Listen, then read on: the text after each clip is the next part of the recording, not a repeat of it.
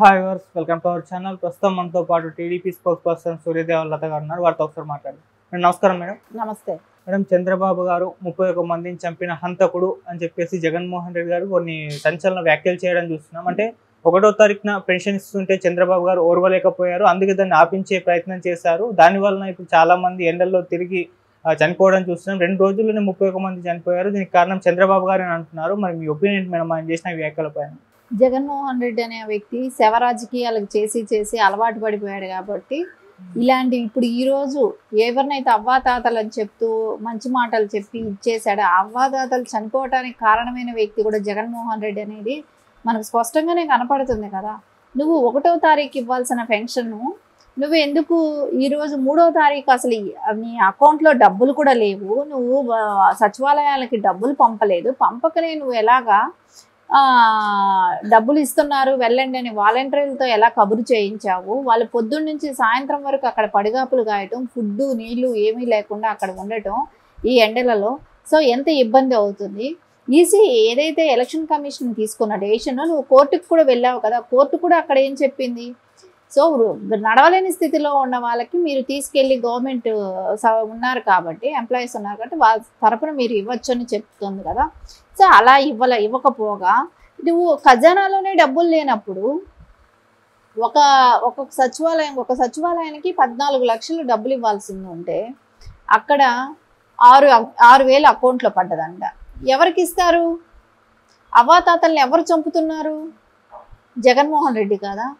ఏదైతే పెన్షన్ కోసం వాళ్ళు పడిగాపులు కాసి ఆఖరికి ఆ పెన్షన్ డబ్బులు కూడా నువ్వు అకౌంట్లో లేకుండా చేసి ఇప్పుడు 15,000 కోట్లని ఎవరైతే ఉన్నారో కాంట్రాక్ట్ వర్క్ చేసిన వాళ్ళని ఇంకా వాళ్ళ కాంట్రాక్ట్ వర్క్ కంప్లీట్ కూడా అవ్వలే, బిల్లు ఇంకా కంప్లీట్ కూడా అవ్వని వాళ్ళది కూడా సో బిల్లులు పే చేసేసాడు. సో వాళ్ళకి ఇప్పుడు ఇవ్వాల్సిన అవసరం లేదు, అయినా వాళ్ళకి ఇచ్చేసేసాడు. అంటే వాళ్ళకందరికీ 15 రోజుల్లో క్లియర్ చేశాడు 15,000 కోట్లు. అలాంటిది అవ్వాతాతలకు వచ్చేటప్పటికి పెన్షన్కి నువ్వు డబ్బులు ముందే ఎందుకు ఉంచలేదు? 1,800 కోట్లే అవుతుంది వాళ్ళకి. సో 2 నెలలకి నువ్వు పెట్టి ఉంచి ఎలక్షన్కి వెళ్ళొచ్చు కదా. నారా చంద్రబాబు నాయుడు గారు సీఎంగా ఉన్నప్పుడు ఏ రోజు ఇది ఆగలేదే. ఆయన 2 నెలలకి ప్రిపేర్గా ఉంచి ఎలక్షన్కి వచ్చారు కదా. నువ్వు ఎందుకు 350 కోట్లు ఖజానాలో ఉంచి మిగతావంతా ఎక్కడి నుంచి నడుపుదామని?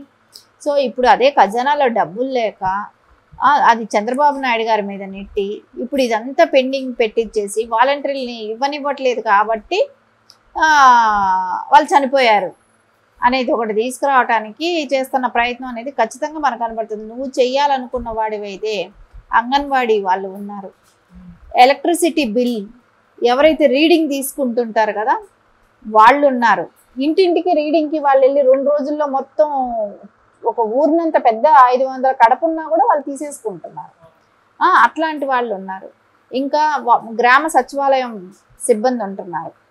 ఇంతమంది ఉన్నప్పుడు ఇంకా ఎంఆర్ఓలు వీళ్ళందరూ ఉన్నారు కదా, మండల ఆఫీసులు ఇవన్నీ కూడా ఉన్నాయి కదా. సో ఎందుకు ఇవ్వలేకపోయావు? సో నీ వైఫల్యాన్ని పెట్టుకొని ఎందుకు అపోజిషన్ పార్టీ మీద రుద్దటం? నారా చంద్రబాబు నాయుడు గారు సీఎం అయినప్పుడు ఆయన ఆపద్ధర్మ సీఎంగా ఉన్నప్పుడు కూడా ఏ రోజు కూడా వాళ్ళకి పెన్షన్స్ ఆపలేదే. ఆయన ఇస్తానన్న పెన్షన్ ఖచ్చితంగా ఇచ్చారు. సో రేపు పొద్దున ఆయన గెలిచిన తర్వాత కూడా 4,000 చేస్తానంటున్నారు, ఖచ్చితంగా 4,000 ఇస్తారు. ఇప్పుడు పెన్షన్ ఇవ్వడానికి డబ్బులు లేవు కాబట్టి ఒకవేళ ఆయన ఇవ్వలేకపోయినా నారా చంద్రబాబు నాయుడు గారు ఏమంటున్నారంటే నేను గెలిచిన తర్వాత 3 నెలలు కలిపి నేను ఒకసారి ఇస్తానని కూడా అంటున్నారు. అంటే ఏదైనా నెపం చంపేసేదానికైనా చంపటానికి ప్రిపేర్ అయిన వ్యక్తి ఎవరైనా ఉన్నారంటే జగన్మోహన్ రెడ్డి. ఎందుకంటే సొంత బాబాయిని చంపినాడు, సొంతంగా కత్తితో పొడిపించుకున్నవాడు, కోడికత్తి డ్రామా ఆడినవాడు, వేరే వాళ్ళ ప్రాణాలు ఇంకెంత తృణప్రాణంగా తీసేస్తాడు. సో ఇప్పుడు ఎంతమంది వృద్ధులు చనిపోతే అంత కౌంటింగ్ వేసుకుంటూ పైచాచిక ఆనందం పొందుతూ వాళ్ళ మూలాన లబ్ధి పొందాలని చూస్తున్నాడు. సో వాళ్ళకి 3,000 అనేది ఇంపార్టెంట్ కదా, వృద్ధులకి ఎలాగో 3,000 అనేది ఇంపార్టెంట్. సో నువ్వు అంత ప్రాణంగా వృద్ధుల్ని నువ్వు అంత ప్రేమించేవాడివి, అంత ఇది చేసేవాడివి అయితే అన్నా క్యాంటీన్ ఎందుకు మూసేస్తావు? ఆ వృద్ధులు అదే 5 రూపాయలు పెట్టి తింటా ఉన్నారు కదా, ఆ రోజు నువ్వు ఎందుకు అవి మూసేసావు? నువ్వు వాళ్ళకి 5 రూపాయలు అంటే ఒక రోజుకు 15 రూపాయలతో వాళ్ళకి భోజనం అయిపోయేది టిఫిన్తో సహా మొత్తం కూడా. సో నెలకి ఎంత 450 రూపాయలు అయిపోయి ఖర్చులకి సరిపోయేది. 400 to 500 లోపలే వాళ్ళ ఖర్చులు, ఆ భోజనం ఖర్చు గడిచిపోయేది. ఇంకా 2,500 ఉండేది వాళ్ళకి చేతిలో. సో నువ్వు అలాంటివన్నీ ముయించేసి ఈ రోజేదో నువ్వు ముసలి కన్నీరు గారిస్తే ఎవరికి తెలియదు అనుకుంటున్నావు. నువ్వు చేసిన శవరాజకీయాలు లాంటి డ్రామాలే వాళ్ళని మంచాల్లో పడుకొని పెట్టేసి నలుగురు వాళ్ళ బతుకున్నప్పుడే పాడిగట్టేసినట్టు మంచాల్లో మోసుకు తీసుకెళ్తున్నావు. అసలు ఎంత దారుణమైన విషయం. ఎందుకు ఉన్నారుగా అధికారులు. సో నా ఎంప్లాయీస్ ఉన్నారు కదా, గవర్నమెంట్ ఎంప్లాయీస్ ఉన్నారు కదా, వాళ్ళతో ఇప్పించచ్చు కదా. సో ఏమీ లేదు, వాళ్ళని ఇబ్బంది పెట్టాలి, వాళ్ళని క్షోభకు గురి చేయాలి. సో అప్పుడు ఏంటంటే జగన్మోహన్ రెడ్డి ఇంటి దగ్గరికే తీసుకొచ్చాడు. సో మనం ఈరోజు ఇబ్బంది పడుతున్నాం అనేది ఒక రాంగ్ పోర్ట్రే చేయడానికి చూస్తున్న ప్రయత్నం జగన్మోహన్ రెడ్డి అనేది. అదే ఎందుకు తెలుసుకోలేరు? ప్రజలకు తెలియదా? అన్నా క్యాంటీన్లో భోంచేస్తా ఉన్న ప్రజలకు తెలియదా?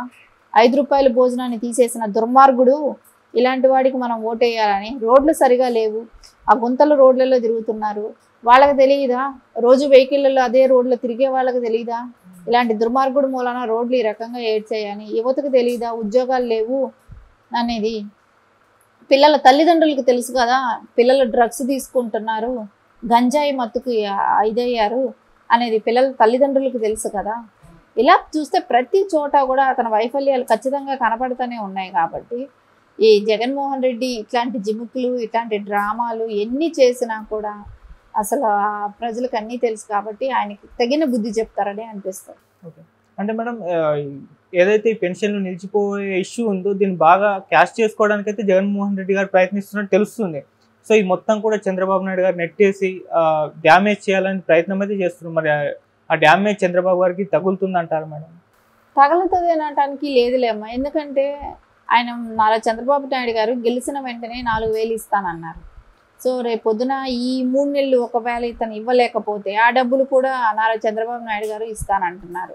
సో నారా చంద్రబాబు నాయుడు గారు ఇవ్వద్దని అనట్లేదు కదా, పెన్షన్ ఇవ్వండి, కానీ మన సిబ్బంది ఉన్నారు కదా, గవర్నమెంట్ ఎంప్లాయీస్ ఉన్నారు కదా, వాళ్ళతో ఇప్పించండి అని చెప్తున్నారు. నడవలేని వాళ్ళకందరికీ ఇంటికి తీసుకెళ్ళి ఇవ్వండి అని చెప్తున్నారు కదా.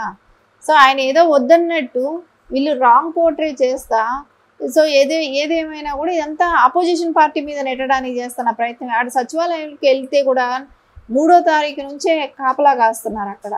సో అక్కడ డబ్బులు లేవు, అక్కడ వెళ్ళి అడిగితే డబ్బులు రాలేదంటున్నారు. కానీ అవి తెలియట్లేదు కదా. సాక్షిలోనే చెప్పాడు 3వ తారీఖు తర్వాతే మేము డబ్బులు పంపిణీ చేస్తాం అన్నాడు. నువ్వు సాక్షి పేపర్లోనే ఎందుకు ఇచ్చావు? ఈరోజు మళ్ళీ ఎందుకు అంటున్నావు? 1వ తారీఖుకే నేను డబ్బులు ఇచ్చేసేవాడిని, చంద్రబాబు నాయుడు గారు అడ్డం పడ్డారు అన్నట్టు మాట్లాడుతున్నావు కదా. అయితే నీ పేపర్లో ఎందుకు 3వ తారీఖు తర్వాతే ఇస్తాము అని చెప్పి ఎందుకు ప్రకటించావు? అంటే నీ పేపర్లో నువ్వు చదవటం తెలియలేదా, నువ్వు చదవలేదా? సో ఏది ఏమైనా కూడా ఆయన శవ రాజకీయాలకు అలవాటు పడ్డ వ్యక్తి. ఈ లోపల ఇప్పుడు మనం చూస్తున్నాం, ఈ 10 రోజుల టైంలోనే మనకు ఈ అవాతాతల పెన్షన్ అని చెప్పాడు, దీనిలో ప్రాబ్లమ్స్ క్రియేట్ చేశాడు. అంతమంది చచ్చిపోవటానికి అతడే దుర్మార్గమైన ఆలోచన. అలాంటి వృద్ధుల్ని వాళ్ళ బాధలని వాళ్ళకి ఖచ్చితంగా అది ఎవరికైనా సరే కానీ అంత పెద్ద వాళ్ళని ఇబ్బంది పెట్టడం అనేది కరెక్ట్ కాదు. కాబట్టి ఖచ్చితంగా జగన్మోహన్ రెడ్డి దీనికంతా సమాధానం చెప్పే రోజైతే దగ్గరలోనే ఉంది. ఓకే, అంటే మేడం ఒకవేళ వాలంటీర్లే ఈ పెన్షన్లు కనుక ఇప్పుడు ఇచ్చుంటే అది టీడీపీ పార్టీ పైన ఏమన్నా ఎఫెక్ట్ చూపించే ఛాన్సెస్ ఏమన్నా కనిపించేది మేడం? ఎఫెక్ట్ ఏమీ చూపించదమ్మా. ఎందుకంటే అతను ఏం చెప్పాడు మాట్లాడేటప్పుడు, ఫస్ట్ ఎలక్షన్ బిఫోర్ నేను గెలిచిన వెంటనే 3,000 ఇస్తానన్నాడు. తెలుగుదేశం ఇస్తానంది, ఆయన 3,000 ఇస్తానన్నాడు జగన్మోహన్ రెడ్డి. సరే ఒక్క ఛాన్స్ అని నమ్మారు, మాకు 3,000 వస్తుంది కదా అనుకున్నారు. కానీ గెలిచిన తర్వాత ఏమన్నారు? దశల వారీగా పెంచుతాను అని అన్నాడు. సరే నువ్వు దశల వారీగా పెంచడానికైనా 250 రూపాయలు ఒక సంవత్సరం పెంచాడు, ఇంకో సంవత్సరానికి 500 పెంచాడు, ఇంకో సంవత్సరానికి 750, తర్వాత 3,000 ఇలా చేసి అంటే ఇంకో 1,000 రూపాయలు పెంచినట్టు. అంటే అంటే ఫస్ట్ సంవత్సరం 750 రూపాయలు మిగిలిందిగా, ఒకళ్ళ మీద ఎంత మిగిలింది? 2వ సంవత్సరం 500 మిగిలిందిగా, 3వ సంవత్సరం 250 మిగిలిందిగా. అంటే వాళ్ళకి ఇస్తానన్న డబ్బు కూడా అతనే కాజేయటం, అతనే వాడుకోవటం, ఇవన్నీ జరిగిందంటే ప్రజలకు తెలుసు కదా. ఎందుకంటే వాళ్ళే డబ్బులు తీసుకున్నారు, వాళ్ళు ఈ 1,000 రూపాయలు చేయటానికి 5 ఏళ్ళు పట్టింది. రేపు పొద్దున ఇతను వచ్చాక ఏం పెంచుతాడు? చంద్రబాబు నాయుడు గారు ఇస్తానంటున్నారు కదా 4,000. సో ఆయన ఫస్ట్ ఇది ప్రవేశపెట్టింది తెలుగుదేశం పార్టీ. ఏదైతే పెన్షన్ అనేది ప్రవేశపెట్టింది తెలుగుదేశం పార్టీ, ఎన్టీఆర్ గారి టైం నుంచి ప్రవేశపెట్టింది ఇది. సో అది 2,000 చేసింది కూడా చంద్రబాబు నాయుడు గారే. అలాంటప్పుడు ఎందుకు జగన్మోహన్ రెడ్డి మాట నమ్మాల్సిన అవసరం ఏముంటుంది? వాళ్ళు ఇంకా ఏం చెప్పారు, 45 సంవత్సరాలకే పెన్షన్ ఇస్తామన్నారు. అదే భారతి గారు ఊరూరు తిరిగినప్పుడు అదే చెప్పింది, అమ్మ జగనన్న మీ అక్క చెల్లెళ్ళ బాధలు చూడలేక మీకు అందరికీ 45 సంవత్సరాలకే పెన్షన్ ఇవ్వటానికి జగనన్న ఒప్పుకున్నారు, జగనన్న ఇస్తున్నారు అని చెప్పి అన్నారు. ఎక్కడిచ్చారు? ఇవ్వలేదు కదా. అదేలాగానే ఏది వాళ్ళకి 5 ఏళ్లలో ఏది మర్చిపోలేరు కదా. సో ఖచ్చితంగా అందరికీ అన్నీ గుర్తే ఉన్నాయి.